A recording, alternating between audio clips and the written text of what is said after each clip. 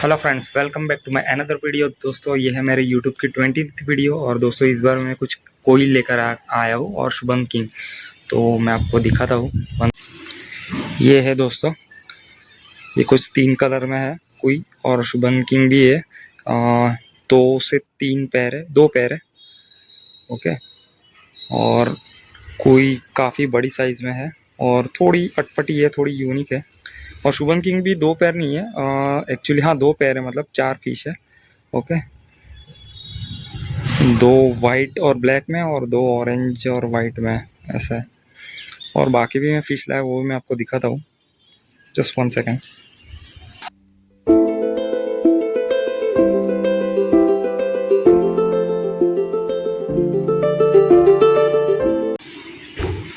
दोस्तों, ये है कुछ सेंटा क्लॉस। ये actually red red short fish कैसा कुछ बोलते थे, पर अब ये कुछ सेंटा क्लॉस कलर में, तो इसको कुछ उसने सेंटा क्लॉस नाम दिया था, ऐसा है। और ये भी काफ़ी बड़े साइज़ में, और ये भी कोई के साथ चलती, उसके पास कोई के साथ ही थी, इसलिए मैं ले आया हूँ। तो लेट्स सी।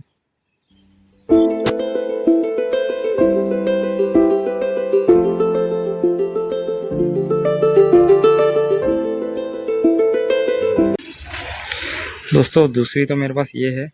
ये ऑरेंज कलर की दिख रही है, काफ़ी डार्क ऑरेंज है, इसलिए मैंने ले ली। बाकी मेरे पास ऑलरेडी 2 है। ओके, तो मुझे लेने की कोई ज़रूरत नहीं थी, बट मुझे काफ़ी अट्रैक्ट कर रही थी वो। और ये भी एक है शुभम की, वाइट और ऑरेंज में, जो मैंने पहले ली थी, पर वो 10-15 दिन में ही मर गई। तो और एक तो ये कुछ बनाना पील की तरह, जो ये लोग कुछ और नाम देते हैं, तो उसमें भी कुछ 3 कलर है, वाइट है, ब्लैक है और येलो, इसलिए मैं उठा ली, क्योंकि ये जल्दी मिलती नहीं है। तो बस यही है, और काफ़ी बड़ी साइज़ में। तो अभी हम जब पॉन्ड में डालेंगे और उसकी वीडियो बनाएंगे अंडर वाटर, तो काफ़ी अच्छी लगेगी हमें।